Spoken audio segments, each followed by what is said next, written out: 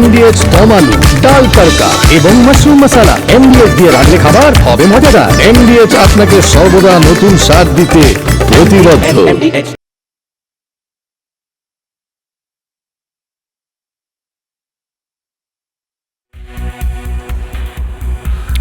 নমস্কার, দেখছেন রিপাবলিক বাংলা। শুরু করছি সোজাসুজি স্বর্ণালী। আজকে আপনাদের সঙ্গে সোজাসুজি স্বর্ণালীতে আমি সৃজিতা রয়েছে।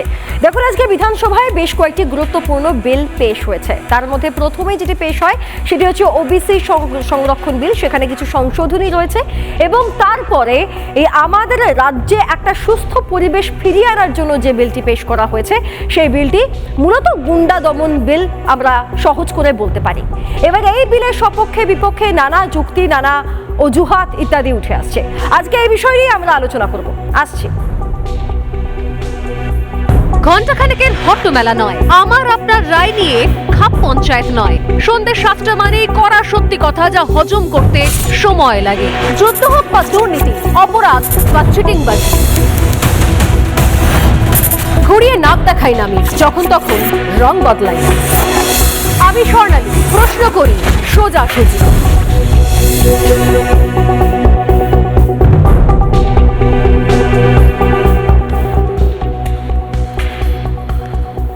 বিধানসভায় যেটা বলছিলাম যে আজকে দ্বিতীয় দফায় যে বিলটা পেশ হলো সেটা হলো মূলত আমাদের রাজ্যে গুন্ডা দমন করার জন্য একটি বিল। এই বিলটি পেশ করেন রাজ্যেরই স্বরাষ্ট্র প্রতিমন্ত্রী বিশাল লামা এবং এই বিল পেশের পর অতি অবশ্যই অধিকাংশ বিলের সপক্ষে এসেছে ভোট, বিলের বিপক্ষে কিছু ভোট এবং কিছু লোক ভোট দেননি। সেই বিষয়টাই আমরা বিস্তারিত আসছি, কিন্তু এই বিল নিয়ে তরজা কিছু কম হয়। আচ্ছা, এই বিলটা মূলত কি বলছে? এই বিলটি মূলত বলছে যে কোনো ঘটনা যদি সাধারণ মানুষকে তাদের মনে আতঙ্ক ধরায় বা তারা বিপদে রয়েছে এরকম অনুভূতি তাদের মধ্যে আসে কারোর জন্য, তাহলে সেক্ষেত্রে এই বিল অনুযায়ী, যদি এই বিল আইনে পরিণত হয় এরপরে, তাহলে সেই আইন অনুযায়ী পদক্ষেপ নেওয়া হবে। এখানেই শেষ নয়। আপনি বিক্ষোভ করছেন, প্রতিবাদ করছেন, করতেই পারেন, কিন্তু বিক্ষোভ প্রতিবাদ করতে গিয়ে আপনি যদি সরকারি সম্পত্তি ভাঙচুর করেন, বাস হতে পারে, রেল হতে পারে, কোনো সরকারি কনস্ট্রাকশন হতে পারে, যদি আপনি ভাঙচুর করেন, যদি আপনি আগুন জ্বালান, কোনোভাবে যদি আপনি ক্ষতি করেন, তাহলে এই আইন আপনার উপর প্রযোজ্য হবে। এখানেই শেষ নয়। তৃতীয়ত আরো বলা হচ্ছে, ধরুন কোথাও বন্যপ্রাণী সংরক্ষণ হয়, বন্যপ্রাণী সংরক্ষিত হয় সরকার দ্বারা, সেখানে যদি আপনি কোনো ক্ষতি করার চেষ্টা করেন, সেই বন্যপ্রাণী যদি কোনোভাবে আঘাতপ্রাপ্ত হয় বা ওই অঞ্চলে যদি আপনার কোনো অ্যাক্টিভিটি যেটা ক্ষতি করছে সরকারি তহবিলের, আপনার বিরুদ্ধে পদক্ষেপ নেওয়া হবে। এখানেও শেষ নয়। এ তো গেল সরকারি বিষয়গুলি। এবার আসা যাক বেসরকারি ক্ষেত্রে। অর্থাৎ কোথাও একটা বিক্ষোভ হচ্ছে, তার জন্য বেশ কয়েকটা দোকান ভেঙে দেওয়া হলো, বেশ কয়েকটা দোকানে আগুন লাগিয়ে দেওয়া হলো, বা কারোর জমি সম্পত্তি ছিনিয়ে নেওয়া হলো জোরপূর্বক, সেক্ষেত্রে এই আইন আপনার উপর প্রযোজ্য হবে। বেসরকারি ক্ষেত্রে যেটা হবে, যে যার সম্পত্তির সঙ্গে এই আচরণ করা হচ্ছে সেই ব্যক্তি আবেদন করতে পারবেন যাতে এই ঘটনার বিরুদ্ধে পদক্ষেপ নেওয়া হয়। এবং যেটা এরই সঙ্গে বললাম যে আপনার জমি, সেই জমি স্থাবর হতে পারে, অস্থাবর হতে পারে, সেই জমি যদি কেউ জোরপূর্বক নিয়ে নেওয়ার চেষ্টা করে আপনার থেকে, তাহলে আপনার বিরুদ্ধে পদক্ষেপ হবে। এবং সেই পদক্ষেপ অত্যন্ত কঠিন পদক্ষেপ হতে চলেছে। একেবারে বলা যেতে পারে পুলিশকে আরো বেশি করে শক্তিশালী করে দেওয়া আইনত এবং কড়া ব্যবস্থা নেওয়া। মানে কেউ গিয়ে সরকারি সম্পত্তি ভাঙচুর করে দিল, আগুন লাগিয়ে দিল, আপনাকে যে শুধু ধরা হবে তাই নয়, আপনার সম্পত্তি নিলামে তুলে সেই ক্ষতিপূরণ নেওয়া হবে। একদম এইটাই করা হবে। এবং 1 বছরের জন্য প্রিভেন্টিভলি আপনাকে জেলে রাখতে পারবে। এবার এইটা নিয়ে অনেকের নানা সমস্যা। অনেকে বলছেন যে না, এটা কেন হবে, এক্ষেত্রে তো বিক্ষোভ, প্রতিবাদ সমস্ত কিছু রাস্তা বন্ধ করে দেওয়া হচ্ছে। আরে মশাই, বিক্ষোভ করতে গেলে, প্রতিবাদ করতে গেলে, আওয়াজ তুলতে গেলে সম্পত্তি নষ্ট করতে হয় নাকি? মানুষের ক্ষতি করতে হয় নাকি? মানুষকে ভয় দেখাতে হয় নাকি? আর যারা এই কাজ করে তারা সমাজের কোনো ভালো মানুষ নন, এরা সমাজ বিরোধী কাজ করেন, এরা সমাজ বিরোধী ব্যক্তি, এরা গুন্ডা। তাদের জন্য এই আইন আনার চেষ্টা করা হচ্ছে এবং সেক্ষেত্রে যে সরকারকে শক্তিশালী হতে হবে এ বিষয়ে তো কোনো সন্দেহ থাকা উচিত নয়। কারণ পরবর্তী প্রশ্ন হচ্ছে যে কেন এই আইন আনতে হচ্ছে আমাদের রাজ্যে, কেন পশ্চিমবঙ্গে বিল পেশ করে 1.5 ঘন্টা ধরে আলোচনা করে সকল বিধায়কদের বলার সুযোগ দিয়ে তারপরে কেন এই বিল পেশ করা হলো বা এই বিল পাস করানো হলো। তার কারণ বিগত সরকার আজকের দিনটা তৈরি করে দিয়েছে, বিগত সরকার আজকের দিনটা তৈরি করে দিয়েছে। আমরা তো মোথাবাড়ি ভুলিনি, আমরা বেলডাঙ্গার মতো ঘটনা ভুলিনি। ওয়াকফের প্রতিবাদের নামে যেভাবে সম্পত্তি ভাঙচুর করা হয়েছে আমরা সেটা ভুলিনি। ছেড়ে দিন, একজন সংখ্যালঘু মানুষ, তিনি পরিযায়ী শ্রমিক, তিনি বাইরের একটি রাজ্যে কাজ করতে গিয়েছিলেন। বলা হলো তিনি নাকি বাংলা ভাষী বলে তাকে কিছু বলা হয়েছে বা তার মৃত্যুর কারণ হচ্ছে এই বাংলা ভাষা। বাংলা ভাষার অস্মিতা নিয়ে তখন বড় বড় কথা বলতেন প্রাক্তন মুখ্যমন্ত্রী মমতা বন্দ্যোপাধ্যায়। সেটাকে এজেন্ডা করে একটা গোটা অঞ্চল জ্বালিয়ে দেওয়া হলো, জাস্ট রেল জ্বালিয়ে দেওয়া হলো, লাইন অবরোধ করা হলো, কি কি না হয়েছে ওই সময়টায়। পরে বাস্তবটা জানা গেল যে ওই লোকটি আত্মহত্যা করেছেন কোনো না কোনো কারণে, সেটাও কাম্য নয়, দুর্ভাগ্যজনক। তিনি কোনো না কোনো কারণে আত্মহত্যা করেছেন। সম্পূর্ণ একটা ভুল মিথ্যে ন্যারেটিভ তৈরি করে দিয়ে অত বড় একটা অশান্তি সংগঠিত হয়ে গেল এবং তারপরে মমতা বন্দ্যোপাধ্যায় বলছেন না আজকে তো শুক্রবার, কিছু মানুষ বেরিয়েছেন।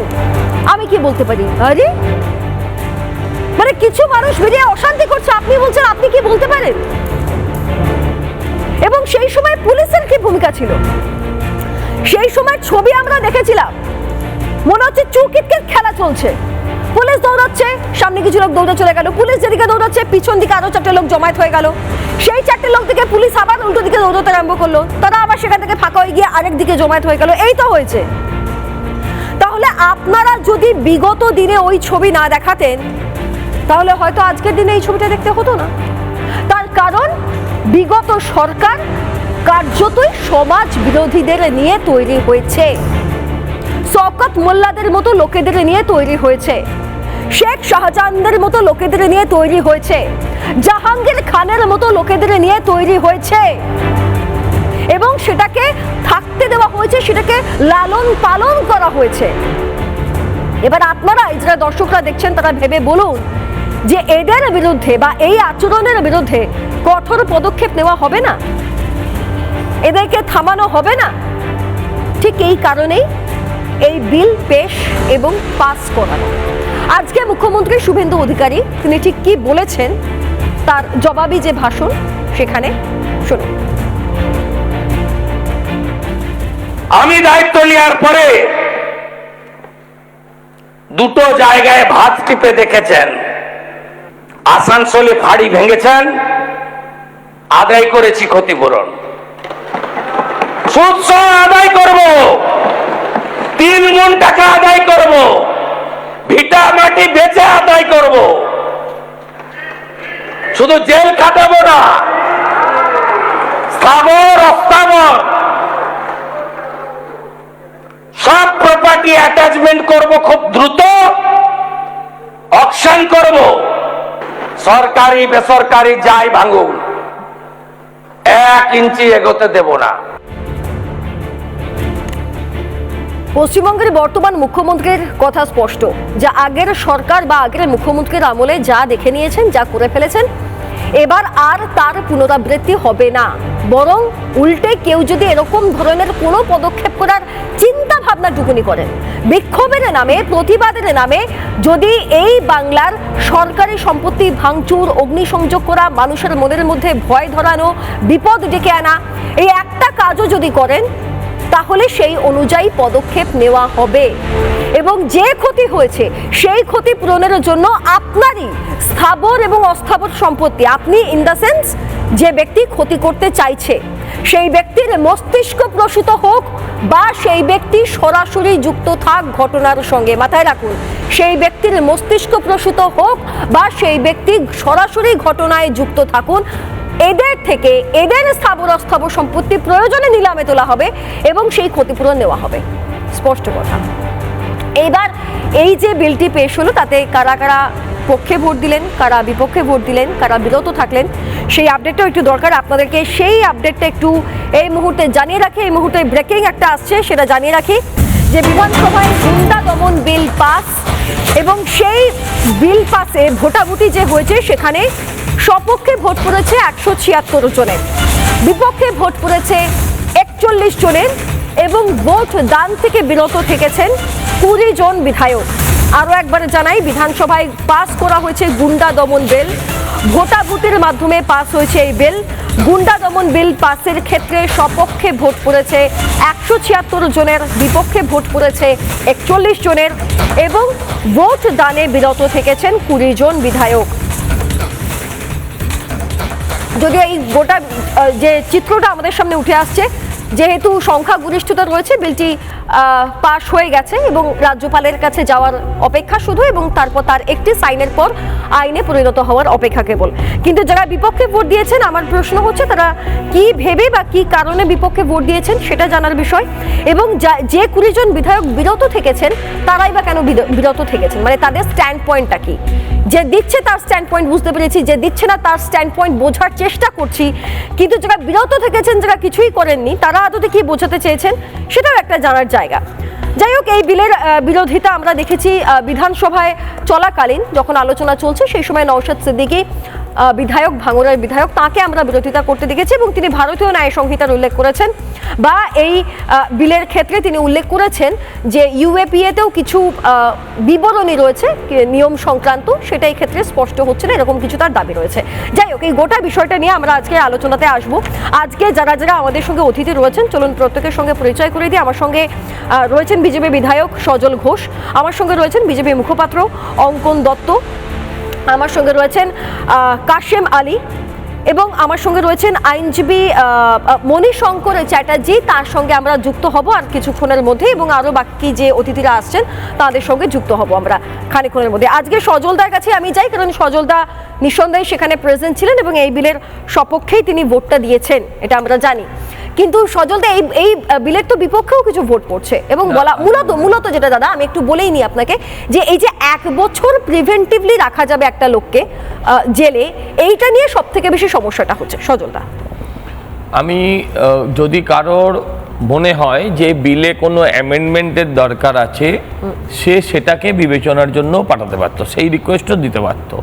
আমার বক্তব্য হচ্ছে যে যারা 41 জন অপোজ করলেন, যারা 41 জন মনে করলেন যে এই বিলটা আনা উচিত নয়, তার মানে তারা মোথাবাড়ি, শামশেরগঞ্জ, আপনার ওই মুর্শিদাবাদের ধুলিয়ান, এই ঘটনাগুলোর আসলে সমর্থন করতে চাইলেন, বা তারা যেখান থেকে ভোট পেয়ে এসছেন, তারা যেখান থেকে ভোট চাইতে যাবেন, এখনো যেখানে দেখলে তাদের দুটো মানুষ জড়ো হয়, তারা এই সব অঞ্চলের লোক।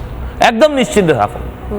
আমার বক্তব্য ছিল গুন্ডা দমন বিল কি আছে, যে আপনি সরকারি হোক বেসরকারি হোক সম্পত্তি ভাঙলে, নষ্ট করলে, সম্পত্তি ধ্বংস করলে আপনার থেকে সেই পয়সা উদ্ধার করা হবে। সহজ সরল কথা তো এটাই, এতে আপত্তি করার কথা কোথায় আছে? আর যারা এই সব ধরনের কথা বলছে, তারা এর আগে, আমি বলছি শুনুন, মমতা ব্যানার্জি এর আগে টাডা আইন তুলতে গিয়েছিলেন। মমতা ব্যানার্জি টাডা আইন কাদের জন্য তুলেছিলেন? টাডা আইনটা কাদের জন্য ছিল? টেররিস্ট অ্যাক্টিভিটিস ডিস্ট্রাকটিভ অ্যাক্ট বোধহয় নাম ছিল টাডা। সেই টাডা উনি তুলেছিলেন টেররিস্টদের পক্ষে হয়ে। আজকে এই আইনটার বলে বুঝতে পারছেন, এখনো যে বলছে না যে আমরা 2 কোটি লোকের ভোট পেয়েছি, 2 কোটি পূর্বমুখী লোকের একটারও ভোট পাইনি।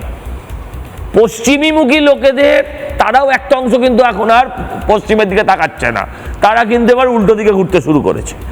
কাসেমদের মতন ছেলেরা, যারা শিক্ষিত, যারা বুদ্ধিমান, যারা ভবিষ্যৎটা দেখতে পাচ্ছে চোখে, তারা ঘুরতে শুরু করেছে এখন। তাই শুধু এই লোকগুলোই একমাত্র, এই তোষণের লোকগুলো একমাত্র এখানে রয়ে গেছে। আর এই যে 20টা লোক যারা কিছু বললো না, কিছুই করেনি, মালগুলোকে মানুষ ভোটই বাজায় কেন? আপনি আমায় বলুন, কেউ তো বুঝলাম করলো না, আর একদল যারা 20টা লোক তারা চুপ করে বসে রইল। আসলে এরা হচ্ছে কনফিউজ তৃণমূল, এরা ফিউজ তৃণমূল। কনফিউজ বলা বলে ফিউজ মানে ফিউজ কেটে গেছে, এরা যে কি করবে ঠিক করতে পারছে না। আজকেও বিধানসভায় দেখলাম যে কেউ বলছে ঋতব্রত গোষ্ঠী চলে যাচ্ছে, তার আবার 4 জন লোক বসে যাচ্ছে। কুণাল ঘোষ না ওই কাকিমা কি জানো পিসিমা গোষ্ঠী, সে কুণাল ঘোষেরা তারা বসে থাকছে। একটা অদ্ভুত ক্যারেক্টার বিরোধীদের আজকে। হ্যাঁ, এটা কিন্তু সত্যি কথা যেটা সজলদা বলছেন যে প্রথমে যখন এটা আমি যদি ভুল না হই যখন ওবিসি সংরক্ষণ বিলটা নিয়ে আলোচনা হচ্ছে বা ভোটাভুটি হচ্ছে, ভোটাভুটির আগে ভোটাভুটির আগে হঠাৎ ঋতব্রত পন্থীরা কয়েকজন বেরিয়ে গেলেন, আবার দেখলাম কয়েকজন বসে রইলেন, শিউলি সাহাটাহাদের মতো ব্যক্তিত্বদের আমরা বসে থাকতে দেখেছি। আবার পরবর্তী সময় দেখলাম আবার ঋতব্রতরা এসে বসেছেন, মানে তাদের স্ট্যান্ড পয়েন্টই বুঝতে পারছি না। আর এই 20 জন বিধায়ক, আমরা সেই ছবিটাও আপনাদেরকে দেখাচ্ছি, আপনারা মন দিয়ে ছবিটা দেখুন। যারা বিদ্রোহী তৃণমূল কংগ্রেস বলে নিজেদের পরিচিতি লাভ করতে চাইছে এবং আসল তৃণমূল বলে দাবি করতে চাইছে, তাদের অবস্থাটা দেখুন। যখন আলোচনা চলছে আগের বিলটা পেশ করার জন্য, এই ওবিসি সংরক্ষণে কিছু সংশোধনী যখন চলছে, সেই সময় তারা বেরিয়ে গেলেন। আবার সবাই বেরোননি, কিন্তু ভালো করে ছবিটা দেখে নিন, যেহেতু সজল ঘোষ এই প্রসঙ্গটা তুললেন, আমি একবার ছবিটা দেখিয়ে দিই। সবাই কিন্তু বেরোননি, 4-5 জন বসেছিলেন এবং তাদেরকে দেখে বুঝতে পারছিলাম না যে তারা কেন বসে আছেন, এটা সত্যিই বুঝতে পারছিলাম না। যাই হোক, পরবর্তী সময় এই ঋতব্রতটাই আবার এসে বসে পড়েছিলেন। এবার এই যে 20 জন বিরত থেকেছেন, সম্ভাব্য এরা ঋতব্রত পন্থীরাই হয়তো হবেন, কারণ বিপক্ষে হয়তো যেমনটা বললেন সজল ঘোষ যে পিসিপন্থী বা মমতা বন্দ্যোপাধ্যায় পন্থীরা হয়তো বিপক্ষে ভোট দিয়েছেন, সেটা সময় বলবে, পরবর্তী সময় আমরা আলোচনায় আসবো। এর পাশাপাশি আমি আরেকবার একটু শুভেন্দু অধিকারীর সেই বক্তব্যটা শোনাবো যে আর কোনো রেয়াত নয়, গুন্ডামি করলে গোরাদের ওপারে যাও।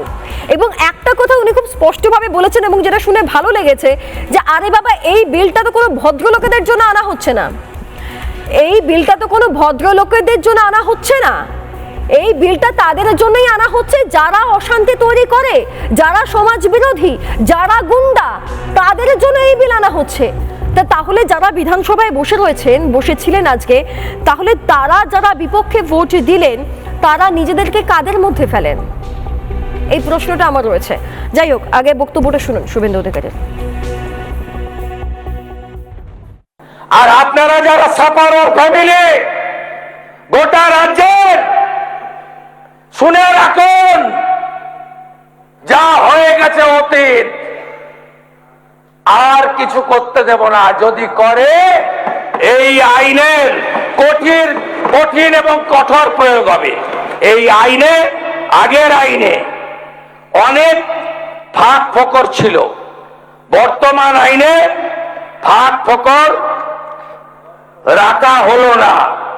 আর সবচেয়ে আতঙ্কের জায়গাটা আপনাদের হয়েছে কোথায় জানেন? প্রিভেন্টিং অ্যারেস্ট, তাই তো? 1 বছর পর্যন্ত, তাই তো? সন্দেশখালী আর না, তাই তো? কোন দাঙ্গাবাজের স্থায়ী নেই। আর যে যার পাস রেকর্ড খারাপ থাকবে, যে দলেরই হোক, যে নেতাই হোক, 1 বছর প্রিভেন্টিং অ্যারেস্ট থাকবে। আমি এখান থেকে অঙ্কন দত্তের কাছে যাই। সত্যি তো একটা সন্দেশখালী তো হয়েছে, শেখ শাহজাহানের মতো লোকদের খুঁজে পাওয়া যাচ্ছিল না। এবং আজও আমার মনে আছে সেই ছবিটা, শেখ শাহজাহানকে যখন ফাইনালি জেলে নিয়ে যাওয়া হচ্ছে, মনে হচ্ছে রাজা যাচ্ছে, পুলিশ তার চাকর বাকর, মনে হচ্ছে পুলিশ তার চাকর বাকর, রাজা যাচ্ছে প্রিজন ভ্যানে উঠতে। ওরে বাবা, সে কি কাণ্ড! একজন জাহাঙ্গীর খান গোটা এলাকাকে ভয়তে রেখে দিয়েছিল, প্রত্যেকটা হিন্দু মহিলা মানুষ আতঙ্কে ছিল, প্রত্যেকটা মা বোন আতঙ্কে ছিল। আর সেখানে সে নাকি নিজেকে পুষ্পা দেখাচ্ছিল, নিজেকে তখন পুষ্পা ঘোষণা করে এদিক ওদিক ঘুরে বেড়াচ্ছে। আজ তো তার টিকিটা পর্যন্ত পাওয়া যাচ্ছে না। তা তাদেরকে যদি জেলে ভরে রাখা হয় তাহলে কাদের খুব অসুবিধা হয়, এটাই তোমার কাছে স্পষ্ট নয় অঙ্কন? একটা ইংরেজিতে কথা আছে না, যেটা মূলত চিকিৎসা শাস্ত্রে বেশি করে ব্যবহার করা হয়, যে prevention is better than cure.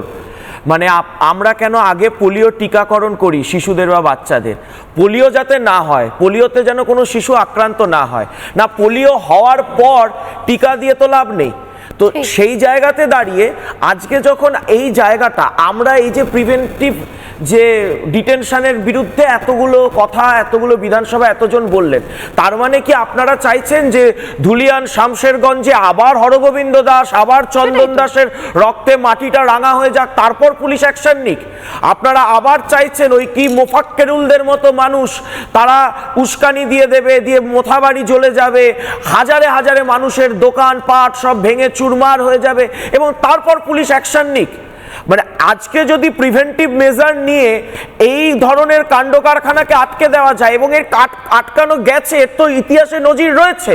এই ধরনের আইন 2018 সালে কোথায় এসেছে? প্রথম উত্তরপ্রদেশে যোগী আদিত্যনাথের সরকার এনেছেন এবং তারপর দেখা গেছে সরকারি বিভিন্ন সম্পত্তি ধ্বংস করে আন্দোলনের প্রবণতা 93% কমেছে। সেটাই তার মানে কাজ হয়েছে, ওষুধে ভ্যাকসিন দিয়ে কাজটা হয়েছে। সেই কাজটা আমরা এখানে আনতে চাইছি। কাদের সমস্যা হচ্ছে? যে 41 জন ভোট দিলেন, সজলদা একটু আগেই বললেন যে 41 জন যারা ভোট দিলেন তারা কার পক্ষে? তারা আইনের পক্ষে না গুন্ডার পক্ষে? তারা গুন্ডামির পক্ষে না আইনের শাসনের পক্ষে? তারা এই শেখ শাহজাহানের পক্ষে? সিপিএম তৃণমূল নির্বিশেষে আজকে যে কটা ওই উচ্ছিষ্ট তৃণমূল, মৃত তৃণমূল রয়েছে, তার সাথে একই সারিতে সিপিএম আইএসএফ ভোট দিচ্ছেন। এই আইএসএফ এর নওশাদ সিদ্দিকী ভাঙড়ে কাঁদতেন না যে আমার কর্মীদেরকে কেউ রক্ষা করতে পারছে না, আইনের শাসন নেই? তাহলে আজকে বলুন, যারা এতদিন আইএসএফ এর কর্মীদের গুন্ডামি করত, আপনি তাদের পক্ষে, তাদেরকে বাঁচিয়ে রাখার পক্ষে ভোট দিচ্ছেন? সিপিএম এর যিনি একজন বিধায়ক আজকে বেঁচে রয়েছেন, যিনি নির্বাচিত হয়েছেন, তিনি এর পক্ষে বললেন যে কেন এটা হবে। আরে মশাই, আপনি কার পক্ষে তাহলে? আপনি তাহলে পরিষ্কার বলুন, আমি তামান্নার খুনিদের পক্ষে। আমি তামান্নার খুনি যে গুন্ডাগুলো ছিল তারা যেন ঘুরে বেড়ায় শান্তিতে, তারা যেন হয় তাদের পক্ষে। এটা তো ফ্যাক্ট যে তামান্নার খুনিদেরকে তৃণমূল সরকারের একটি পুলিশও ধরতে পারেনি। বর্তমান শক্তিশালী আইনটা তো দরকার। আমরা সিএ এনআরসি আন্দোলনের সময় শুধুমাত্র শিয়ালদা ডিভিশনে 46 কোটি টাকার রেলের সম্পত্তি ধ্বংস হয়েছিল। তো এটা ভুলে যেতে পারি, এটা কার টাকা? আমার আপনার ট্যাক্সের টাকা। ওয়াকফ নিয়ে যখন বিরোধিতা হচ্ছে, গোটা দেশে বিরোধিতা অনেক প্রান্তেই হয়তো হয়েছে, কিন্তু আমাদের রাজ্যে যে ক্ষতি করা হয়েছে সেই ক্ষতি কোন কোন রাজ্যে হয়েছে? সেটাই তো পয়েন্ট না, যেটা বলা হচ্ছে যে বিরোধিতায় বাধা দেওয়া হচ্ছে, বিক্ষোভে বাধা দেওয়া হচ্ছে। বিরোধিতা করুন, আমার কথা হচ্ছিল বিরোধিতা মানে কি? হ্যাঁ, তৃণমূল কংগ্রেসের ইতিহাসে নজির রয়েছে তারা বিধানসভা ভাঙচুর করে, বা হচ্ছে বাম আমলে এই নজির রয়েছে যে 1 পয়সা না 10 পয়সা ট্রাম ভাড়া বাড়ানোর জন্য ট্রামই জ্বালিয়ে দেওয়া যায়। কিন্তু আমার কথা হচ্ছে বিরোধিতা মানে কি? কনস্ট্রাকটিভ বিরোধিতা করুন, আপনি নীতির বিরোধিতা করুন, আপনি আদর্শের বিরোধিতা করুন, আপনি সরকারের পদক্ষেপের বিরোধিতা করুন, এ নিয়ে কোনো আপত্তি নেই। কিন্তু আপনি সরকারের সম্পত্তি আগুনে জ্বালাবেন, ওটা তো আমার ট্যাক্সের টাকায়। তাহলে আমার ট্যাক্সের টাকায় যখন আমি দেখবো আমার সম্পত্তিটা জ্বলছে, যারা জ্বালাচ্ছে তাদের সম্পত্তিটা তো দখল করা প্রয়োজন, তাদের সম্পত্তির টাকায় আবার ওটা নির্মাণ হোক। আসছি অঙ্কন, তুমি যখন এই কথা বলছো তখন আমি নওশাদ সিদ্দিকীর বক্তব্যটাই একবার শুনিয়ে দিই দর্শকদের। ভাঙড়ার বিধায়ক, তিনি এই যে বিলটা আনা হয়েছে বা পাস করানো হয়েছে, তিনি কি বলেছেন এই বিল প্রসঙ্গে, একবার শুনুন দর্শকরা। এই বিলের মধ্যে বলা হচ্ছে পুলিশ কর্তাকে কেবল সন্দেহের ভিত্তিতে আপনার প্রিভেনশন, অ্যারেস্ট, ডিটেনশনের কথা বলা হচ্ছে। এলাকা বহিষ্কার এবং নজরদারির ব্যবস্থা রাখা হচ্ছে শুধু সন্দেহের ভিত্তিতে। সুতরাং এই সন্দেহ কাদের উপরে হবে? যারা বিরোধী মত পোষণ করছে না অ্যাকচুয়াল যারা গুন্ডা মস্তান তাদের?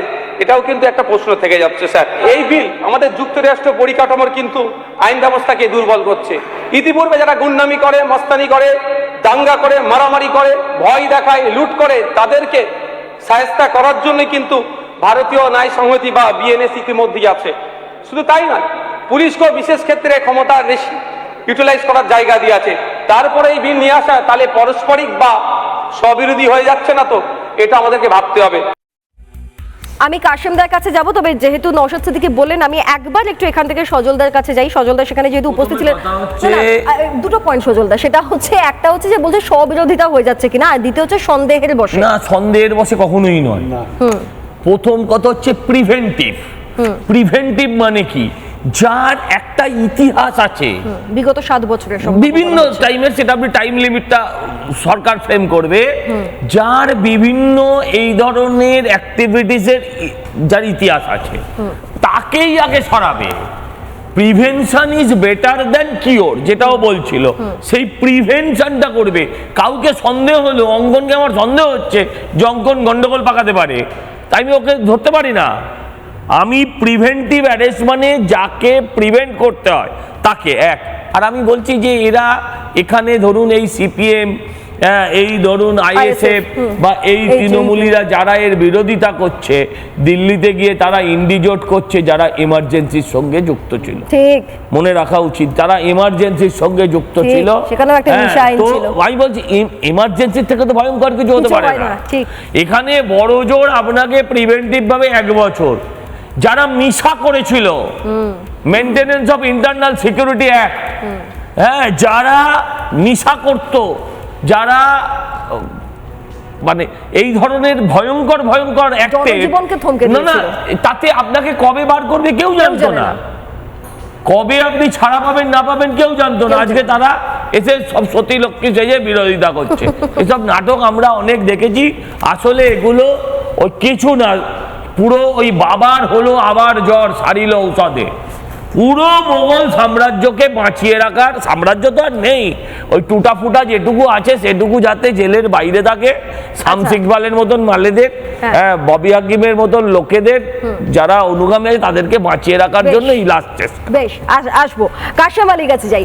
আমি শুধু বলতে চাই যে শামস ইকবাল, ববি হাকিম, এছাড়া আমি আরো কিছু নাম নিতে চাই, যেমন শেখ শাহজাহান, জাহাঙ্গীর খান, বা আজকে দাঁড়িয়ে নওশাদ সিদ্দিকও বিধায়ক হিসেবে তার কিছু বক্তব্য রাখছিলেন। এই যে এতগুলো নাম, এদের মধ্যে কেউ ঘোষিত দুষ্কৃতীও বটে। আপনি এদের কারোর সঙ্গে রয়েছেন কাশেম আলী? আপনার অবস্থান কি? এই বিলটা যে পাস হলো, আপনার অবস্থান কি? আমি মহামহিম মুখ্যমন্ত্রীকে ধন্যবাদ জানাবো যে ঐতিহাসিক যুগান্তকারী পদক্ষেপ পবিত্র বিধানসভার সদনে দাঁড়িয়ে যে বিলটা সজলবাবুদের মতো বিধানসভার সদস্যদের সামনে রেখে যে বিলটি পাশ করেছেন, গুন্ডা দমন বিল, আমি আমার তরফ থেকে, আমার কমিউনিটির তরফ থেকে ওনাকে আমি বিশেষ করে ধন্যবাদ জানাই। একটা কথা খুব মনে পড়ে ছেলেবেলার কথাগুলো, বাঘে ছুলে 18 ঘা, পুলিশ ছুলে তারা ডবল, রাজনীতি হোক যেমন তেমন, গুন্ডামু করলে দেবেই চবল। এই সরকার আইনের শাসন প্রতিষ্ঠিত করার লক্ষ্যে জাতি ধর্ম বর্ণ নির্বিশেষে দোষীদের শাস্তি দিতে হবে, এই সরকারের মূল মন্ত্র। যেমন বনেরা বনে সুন্দর, বন্যরা বনে সুন্দর, মাতৃ করে শিশুরা, আইন শাসন তখনই সুন্দর যখন গুন্ডা বদমাইশরা থাকবে জেলে। বাংলার মুখ্যমন্ত্রী যদি বলতে দিন, বাংলার মুখ্যমন্ত্রী শুভেন্দু অধিকারীর নেতৃত্বে আমরা সেই সুন্দর শাসনটাই দেখতে পেয়েছি মাত্র 2 মাস বয়সে। তাই ছেলেবেলা মাস্টারমশাই সজলদার কথা উদ্ধৃতি ধরেই বলি, ছেলেবেলায় মাস্টারমশাইরা বলতেন বাবার হইল আবার জ্বর সারিল ঔষধে। এখন বাচ্চাদের ইতিহাস এখন অতীত, এখন বাচ্চারা পড়বে, বাচ্চারা বলছে সন্দেশখালী সাজান পিঠে বানানোর গুরু, কোন সন্ত্রাস রাজনীতিতে ক্যারিয়ার হবে তার শুরু। আমি শুনবো। আমার একটা ছোট প্রশ্ন হচ্ছে, মূলত যে জায়গায় আমরা বিগত দিনে অশান্তিগুলো দেখেছি, যে জায়গাগুলোর উল্লেখ সজলবাবুও করছিলেন, সংখ্যালঘু অধ্যুষিত এলাকাতে এই অশান্তিগুলো মূলত হয়েছে। এবার এই আইনের মাধ্যমে, বা এখনো আইন হয়নি, এই বিলের মাধ্যমে যে বিলটা পাস হয়েছে, আপনার কি কখনো এরকম গিয়ে মনে হচ্ছে যে সংখ্যালঘু মানুষরা এতে বিপদে পড়ে যেতে পারে, বা যে ওবিসি সংরক্ষণের সংশোধনী আনা হলো, আপনার কি মনে হচ্ছে সংখ্যালঘু মানুষ বিপদে পড়ে যেতে পারে? সংখ্যালঘু গুরু বলে কিছু নেই।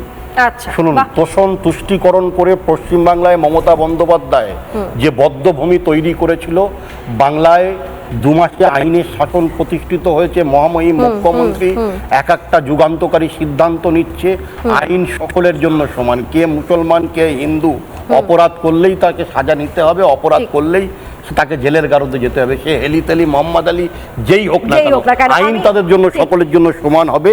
তাই আমি আপনাকে একটা ছোট্ট কথাই বলি, সন্দেশখালী সাজান পিঠে বানানোর গুরু, খুন সন্ত্রাস রাজনীতিতে ক্যারিয়ার তার শুরু গুরু। সে এক যে ছিলেন জাহাঙ্গীর বাবু, গদি গোলটাতে হলেন কাবু, আসলে সে মহান বদ, পুলিশের মারি এদের একমাত্র দাবাই বা ঔষধ। সেই পুলিশের হাতেই বেশি শক্তিটা যাচ্ছে, এসপির হাতেও ক্ষমতা থাকছে। নতুন সরকার এসেছে, বাংলার মানুষ ভালো থাকবে, সুস্থ থাকবে। মমতা বন্দ্যোপাধ্যায়ের তোষণ নীতির কথা বলছিলেন, এটা ফ্যাক্ট যে বাম আমলের প্রায় শেষের দিক বলবো না, 1999 থেকে, যেটা শুভেন্দু অধিকারীও বলছিলেন, যে একটা আলাদা একটা হারবাদ বাহিনী তৈরি হয়ে গিয়েছিল নিজেদের সরকারকে দাঁড় করিয়ে রাখার জন্য। এবং মমতা বন্দ্যোপাধ্যায়ের শেষ যে আমলটা, বা তার কিছু বছর আগে থেকে, এই সাম্প্রদায়িক উস্কানি, ধর্মীয় বিভাজন, মেরুকরণ চূড়ান্ত পর্যায়ে গিয়েছিল। বিজেপির দিকে আঙুল তোলা হয়তো, কিন্তু চূড়ান্ত পর্যায়ে গিয়েছে আদতে মমতা বন্দ্যোপাধ্যায়ের আমলে। এটাই বাস্তব, এটা মমতা বন্দ্যোপাধ্যায় নিজে জানেন। তার এক একটা বক্তব্যে এটা স্পষ্ট। শুক্রবার কারা বেরিয়েছে আমি কেন প্রতিবাদ করব, এরকম ধরনের মন্তব্য করা, বা একটা নির্দিষ্ট কমিউনিটি সম্পর্কে মন্তব্য করা যে তারা একত্রিত হলে 1 সেকেন্ডে কি হবে। আমি তো বলবো যাদেরকে উদ্দেশ্য করে বলছেন আর যাদেরকে ভয় দেখাতে বলছেন, তারা ভয় পেয়েছে কিনা আমি জানি না, হ্যাঁ তার উত্তর হয়তো পেয়ে গিয়েছেন। যাদেরকে উদ্দেশ্য করে বলেছেন আপনি আদতে তাদেরকে অসম্মান করেছেন, পরিষ্কার কথা। আজকে সেই সব দিনে শেষ হচ্ছে। শুভেন্দু অধিকারী বিধানসভায় দাঁড়িয়ে কি বলেছেন একবার শুনুন। গোষ্ঠী সংঘর্ষ, ধর্মীয় উৎসবে হামলা, সাম্প্রদায়িক উস্কানি, ভুল বুঝিয়ে একটি সম্প্রদায়কে রাস্তায় নামিয়ে আমি তোমাদেরই লোক এইটা প্রমাণ করতে গিয়ে এই রাজ্যে 2019 সাল থেকে যে ঘটনাগুলো পরপর ঘটেছে, যার খেসারত এই রাজ্যের একটা সময় কাস্তে আতুড়ি তারাতে ভোট দেওয়া হরগোবিন্দ দাসের পরিবারকে দিতে হয়েছে। মণিশঙ্কর বাবু এই মুহূর্তে আমাদের সঙ্গে রয়েছেন, যোগদান করেছেন মণিশঙ্কর চ্যাটার্জি আইনজীবী। আমি তার কাছে সরাসরি চাই, বিভিন্ন বিষয় নিয়ে আলোচনা হচ্ছে মণিশঙ্কর বাবু, এবং আমাদের মূল আলোচনার বিষয় হচ্ছে গুন্ডা দমনের জন্য বিল পেশ এবং পাস করানো। এটি খুব দ্রুতই আইনে পরিণত হতে চলেছে, কারণ সংখ্যা গরিষ্ঠতার সঙ্গে বিলটি পাস হয়ে গেছে। আপনি নিজে একজন আইনজীবী, আপনার এইখানে কোনো গন্ডগোল মনে হচ্ছে? আপনি একটু বলুন, একটু শুনি। না, একটা আইন যদি সবার জন্য পাস হয় সেটা গন্ডগোল কেন মনে হবে? এবং বিধানসভা তো আমার মনে কোনো বিরোধিতা নেই। এখন কথাটা হচ্ছে যে এখন বিরোধী যারা বিধানসভায়, দাদা আমি একটু বুঝতে একটু চাই, মানে আপনি কি ঋতব্রত পন্থী না আপনি মমতা বন্দ্যোপাধ্যায় পন্থী? আপনি কোন দিকে রয়েছেন সেই অবস্থানটা যদি একটু স্পষ্ট করেন। আমি আমি আমি আমি আমি যদিও সক্রিয় কোনো পার্টিতে নেই, কিন্তু আমি মমতা দিকেই ভালোবাসি। কোনোদিনও ঋতব্রত কেন? বলে নিলাম আপনি মমতা বন্দ্যোপাধ্যায়ের দিকে রয়েছেন। বেশ, উনি বালিজব্রত নয়। আমি বলছি না, আমি যেটা বলতে চাইছি সেটা হচ্ছে যে আজকের যে সংখ্যা আছে বিধানসভায়, যে এমএলএ সংখ্যা, তাতে তো কে বিরোধিতা করলো না করলো তাতে তো কিছু এসে যায় না। যার জন্য দেখবেন লোকসভাতে পাস হয়নি বলে এমপি গুলোকে নিতে হলো যাতে পরের বিলগুলো পাস হয়। এই বিলটা নিয়ে ব্যক্তিগতভাবে আমার কোনো আপত্তি নেই, কিন্তু যদি বিরোধিতা করে থাকে সেটা হচ্ছে বিজেপির থেকেই বলা হয়েছে যে মাঝে মাঝে বিরোধিতা না করলে তোমাদের এক্সিস্টেন্সটাও থাকবে না, এবং এটা প্রমাণ হয়ে যাবে মানুষের কাছে যে বিজেপির সঙ্গে পুরোপুরি প্যাক্ট আছে। সেই জন্য মাঝে মাঝে বিরোধিতা করার জন্য ইন্টেলিজেন্সটা বিজেপির থেকেই নিশ্চয়ই দেওয়া হচ্ছে, আদারওয়াইজ এইরকম ধরনের বিলে বিরোধিতা হয় না। আর দ্বিতীয় হচ্ছে যে কোনো বিল পাস হোক, এই যে ইউনিফর্ম সিভিল কোডের কথা বলা হচ্ছে, আমি দুহাত তুলে আশীর্বাদ করবো। এখন ব্যাপারটা হচ্ছে যে বিজেপি একটা ম্যান্ডেট নিয়ে এসছে, তাতে যদি ভালো কাজ করে ভালো কাজে সবাই সমর্থন করবে, কিন্তু যে বিলগুলো নিয়ে আসবে, যে আইনটা নিয়ে আসবে সেটা সবার জন্য হয়। এটা প্রবলেমটা হচ্ছে কি যে এটা কি সবার জন্য? এই যে গুন্ডা দমন আজকে 15 বছর হাইপোথেটিক্যাল সিচুয়েশনের কথা বলছেন দাদা, মানে আমরা তো এই সিচুয়েশনটা ফেস করিনি। হ্যাঁ আমরা আগে ফেস করেছি, আগামীটা তো জানি না। আমি একটা লাইন বলবো, এই সরকারটা আসার পরে 10 বছর আগের যে ঘটনাটা সেটা এখন এফআইআর হয়েছে 16 সালের, 15 সালের, 14 সালের, তাকে অ্যারেস্ট করা হয়েছে উইদাউট প্রিলিমিনারি ইনভেস্টিগেশন। তাহলে যারা বিজেপি এইরকম 10 বছর 15 বছর আগে এই ধরনের ক্রিমিনাল অফেন্সের সঙ্গে যুক্ত আছে, একইভাবে তাদেরকে জেলে পড়া হোক, বেছে বেছে কেন হবে? আমি বলছি যে এই জায়গাটাতে পশ্চিমবঙ্গে এখনো পাল্টালো না, যে আমি যে দলটা করি সেই দলের যদি শাসক দল হয় বেছে বেছে তারা সুবিধা পাবে, অন্য দলকে জেলে পুরে দাও, সেইটা জায়গায় আমার বিরোধিতা। বিজেপি আইন আনছে রাজনীতির জন্য, আপনি বলছেন বিজেপি আইন আনছে রাজনীতির জন্য, নিজের সুবিধার্থে আইন আনছে, ডিক্টেটরশিপ চালাচ্ছে বিজেপি। আপনি এটা বলতে চাইছেন কি? কারণ আপনি বলছেন, মণিশঙ্কর আসছি আপনার কাছেই আসছি, আমার পয়েন্ট হচ্ছে আপনি বলছেন যে সংখ্যা রয়েছে তাতে তো পাস হবেই, তো সেই সংখ্যাটা তারা মানুষের ভোটে জিতে এসেছে। প্রথমত সেই লড়াইটা আপনারা দিতে পারেননি, আপনাদের আত্মসমালোচনা করা উচিত, কার সঙ্গে করবেন বুঝে নিন প্রথমত। এবং দ্বিতীয়ত, তার মানে আপনি বলছেন বিজেপি ডিক্টেটরশিপ চালাচ্ছে। না, আমি এখন বলবো 1.5 মাস 2 মাস তো হয়েছে, ডিক্টেটরশিপ কেন বলবো? আমার বক্তব্য হচ্ছে যে বিজেপি সরকার ফুল ম্যান্ডেট নিয়ে এসছে, মানুষ তাদেরকে ভোট দিয়েছে, তৃণমূলের দুর্নীতি প্রাইম ফেসে এস্টাবলিশ করছে, তারা নিজের মতো করে সরকারটা চালাবেন, আমরা দেখবো যদি সরকারটা ভালো চলে আমরা বিজেপি আইনের শাসনে সরকার চলবে এই এক্সপেকটেশনটা আমরা রাখতে পারি। 15 বছরে আপনারা বদ্ধভূমি তৈরি করে আচ্ছা আচ্ছা, একে একে আরে ভাই কাসেম ভাই এবার বলবো? আচ্ছা, বুঝেছি, বুঝেছি। সদস্য নয়, আমি বলছি আইনটা যেন সবার জন্য হয়, সবার জন্য হবে। সবার জন্য। মণিশঙ্করদা আবার আসছে পরবর্তীতে, সজলদা আপনার বক্তব্যের পাল্টা দেবে। সকলে একটু শান্ত হন, নিদু আসলে যাচ্ছে। সজলদা, ও মানে কয়েকজন উকিলের তো একটু গায়ে লাগবেই, প্রিভেন্টিভ অ্যারেস্ট হলে তার কোর্ট প্রডিউস হবে না, খাবে কি? আমি বলছি দাঁড়ান না মনিদা আপনি আজকাল আসছেন না কেন, ওখান থেকে চেঁচাচ্ছেন কেন? বলছে 41 জন যারা বিলের বিপক্ষে ভোট দিয়েছে তারা বিজেপির নির্দেশে দিয়েছে। হ্যাঁ? আরে ওই তো বললেন তো যে বিজেপি বলেছে বলে তারা বিরোধিতা করছে। দাঁড়ান না, আচ্ছা দাঁড়ান না মশাই, তাদেরকে বিধানসভায় পাঠালো কে? আমি দেখছি এ বলছে তুই বালিশ চাটা, এ বলছে তুই চটি চাটা। তো এদেরকে বিধানসভায় পাঠালো কে? মনিদার হচ্ছে বড় জ্বালা, বলে আইতে সাল যাইতে সাল। হ্যাঁ, মনিদার এখন সেই অবস্থা হয়েছে। মনিদা শোনেন না, বলছে আমি মমতাকে সমর্থন করি, আমি তৃণমূল করি না। একদম ন্যাকা ন্যাকা কথা বলার দিন শেষ। বাড়ি থেকে বেরোচ্ছেন না যদি কেউ ডিম মেরে দেয় এই ভয়, বাড়ি থেকে বেরোচ্ছেন না যদি কেউ ডিম মেরে দেয় এই ভয়ে। আমি আপনাকে একটা কথা বলি শুনুন। আচ্ছা, সিদ্ধার্থ শঙ্কর রায়ের সরকার চলে যাওয়ার পর 100টার বেশি মামলার কমিশন করে সিদ্ধার্থ শঙ্কর রায়কে দাঁড় করিয়েছিল সিপিএম সরকার। সুশান্ত ঘোষকে সেই ক্ষমতায় আসার পর এই সরকার গ্রেপ্তার করেছিল। আর আমরা তো বলেইছিলাম প্রথম থেকে যে আমরা আইনের শাসন দেব, এফআইআর যে কোনো দিন হতে পারে। 10 বছর আগে ঘটনা ঘটলে, 1 মিনিট, আপনি মমতা ব্যানার্জিকে সমর্থন করেন কিন্তু মমতা ব্যানার্জির মতন অশিক্ষিতের মতন কথা বলবেন না। মমতা ব্যানার্জির মতন আপনি অশিক্ষিত নন, আপনি শিক্ষিত। কমসে কম আইন বোঝালো, আইন মেনে সে এফআইআর করে, আইন মেনে এফআইআর করেছে, আইন মেনে গ্রেপ্তার। আপনি আমায় বলুন, তামান্নার খুনিদের গ্রেপ্তারিতে আপনি খুশি না অখুশি? আপনি বলুন।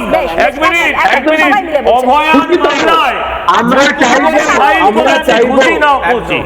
বেশ আমি মণিশঙ্করদা আপনাকে সবাই একটু শান্ত থাকুন প্লিজ, বলুন মণিশঙ্করদা। আচ্ছা, আমি বলছি যে সত্যি সত্যি আমি যেটা বললাম, আইনটা যাতে সবার জন্য হয়। 15 বছর আগে যদি কোনো ঘটনা ঘটে থাকে, এখন এফআইআর করেছে, আমি তামান্নার বিচার হবে খুশি, আরজিকর খুশি, তার সঙ্গে সঙ্গে নারাদাটা যদি বিচার হয় তবে তো খুশি হব। ঠিক আছে। আচ্ছা, যখন এই বিষয়গুলো নিয়ে আলোচনা হচ্ছে না, বা বিগত সরকারের আমলে কি হয়েছে, বা বিজেপি কি করবে না, এই বিষয় নিয়ে যখন মণিশঙ্কর বাবু আতঙ্কিত হচ্ছেন, বা আইন সকলের জন্য সমানভাবে প্রযোজ্য হবে কিনা বলে আতঙ্কিত হচ্ছেন, মণিশঙ্কর দা আসছি। এইবার আমি কয়েকটা পয়েন্ট তুলে ধরতে চাই।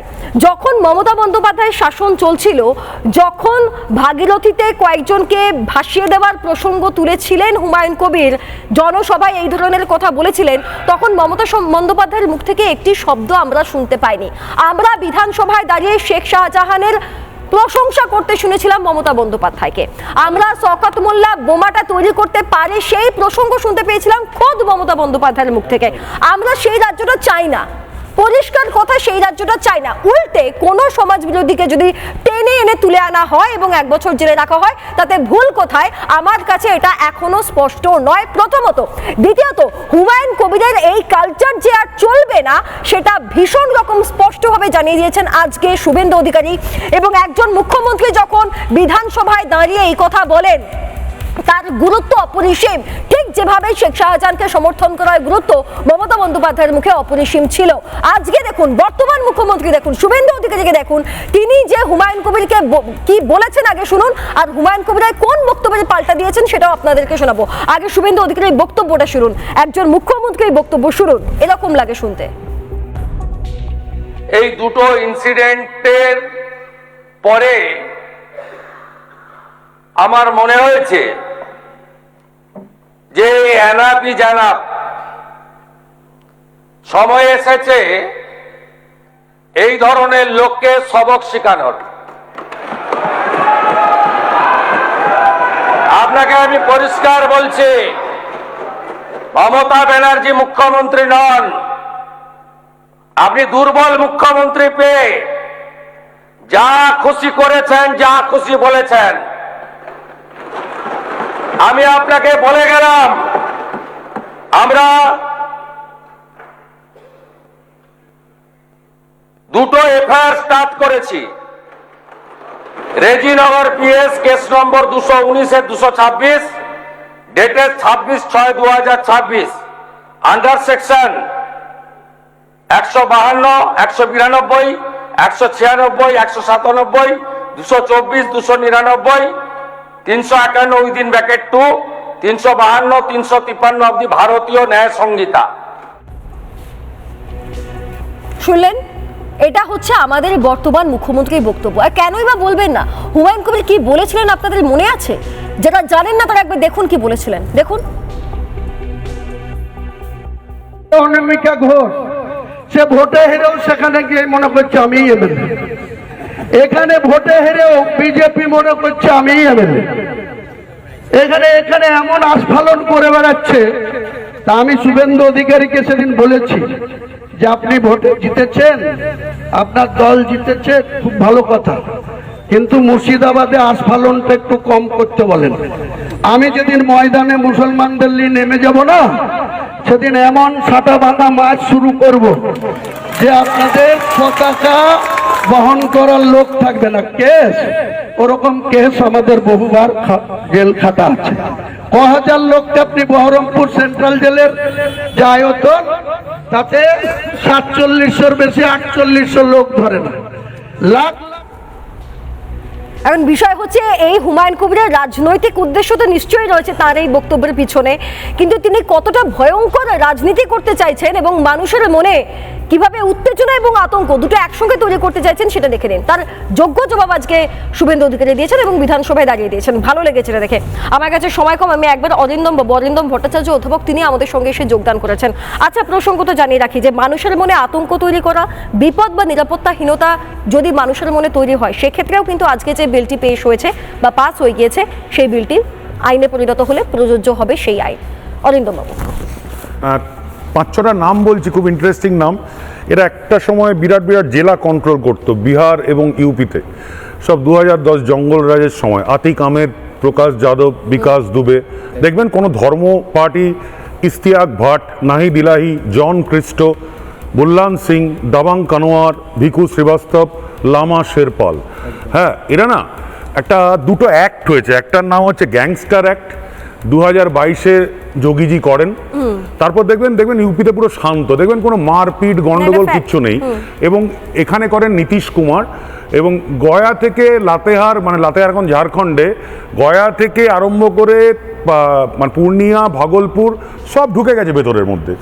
17,000 সম্পত্তি নিলাম হয়েছে, 29,000 এফআইআর হয়েছে। এবং পুরোপুরিভাবে যে বিহার ইউপিকে আমরা জানতাম শুল, অপহরণ, এইসব সিনেমার জন্য, গঙ্গা জল এসব সিনেমার জন্য বিখ্যাত, এইসব সিনেমার হয় না। পশ্চিমবঙ্গ ছিল সেই বিহার, উড়িষ্যা, কাশ্মীরের ককটেল। দেখবেন যত রেলে পাথর মারা হয়, 13টি রেলে পাথর মারা হয়েছে, তার মধ্যে প্রত্যেকটি পশ্চিমবঙ্গ জায়গায়। বন্দে ভারত, করমণ্ডল, হাটে বাজারে, গৌড় এক্সপ্রেস, ফিশ প্লেট খোলা, পাথর ছোড়া, দাঙ্গা বাঁধানো। কুম্ভ মেলায় 65 কোটি লোক এসছে, 37,000 ট্রেন এসছে, একটা জায়গায় তো গন্ডগোল ঘটেনি। ওয়াকফ সংশোধনী 70-30-এর এই মহান নেতা বাবরি করে উস্কাবেন, এই নতুন অ্যাক্টে না সঙ্গে সঙ্গে জেলে চলে যাবেন, প্রিভেন্টিভ অ্যাক্টে একদম। এনআরসিতে 65টা স্টেশন, পোস্ট অফিস, থানা, স্কুল, বিডিও অফিস পুড়িয়ে দেওয়া হলো। এসআইআর এর জন্য 17টি বিডিও দপ্তর, পঞ্চায়েত অফিস ভাঙা হলো। কি আশ্চর্য গুন্ডারাজ চলছিল পশ্চিমবঙ্গেতে গত 50 বছর। গুন্ডা, ডান্ডা, ঝান্ডা, ইউনিয়ন, লকআউট। অথচ দেখো মুসলমানদের উৎসব হয় রাজস্থানে, বিজেপির সরকার, আজমের শরীফ, কাশেমদা খুব ভালো করে জানে, বড় উরুস হয়, উরসের উৎসব, 9 কোটি লোক বছরে আসে, 1700 ট্রেন যায়, একটারও তো ফিশ প্লেট খোলা হয় না, একটাও তো পাথর মারা হয় না। কারণ আইনের শাসন আছে, শাসকের আইন নেই। দরকার এই গুন্ডা দমন এবং এফআইআর। সবচেয়ে বড় কথা হচ্ছে আসল জিনিস যেখানে লুকিয়ে আছে প্রাণভোমরা, এই আবু সুফিয়ান থেকে আরম্ভ করে অনুব্রতর সম্পত্তি নিলাম করে দাও। একদম। অশান্তি একদম করাই উচিত। অশান্তি নিকেতন নিলাম কত যে করে দাও, কালো টাকা, জাহাজ কত বাড়ি যে নিলাম কালো করে দাও। সম্পত্তি তার ঠিক ঠিকানা নেই। একদম নিলাম নিলাম করে দাও, করাই ঠিক আছে। উচিত।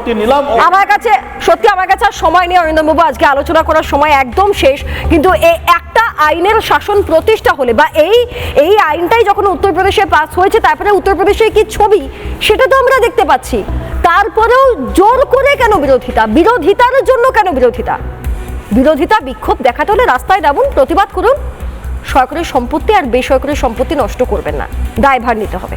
আজকে এখানেই শেষ করছি, দেখতে থাকুন রিপাবলিক বাংলা।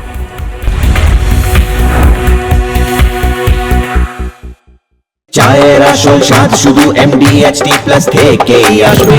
মাথায় দেখো লবঙ্গ এলাচ দিয়ে ভরপুর MDH T+ মশলা। MDH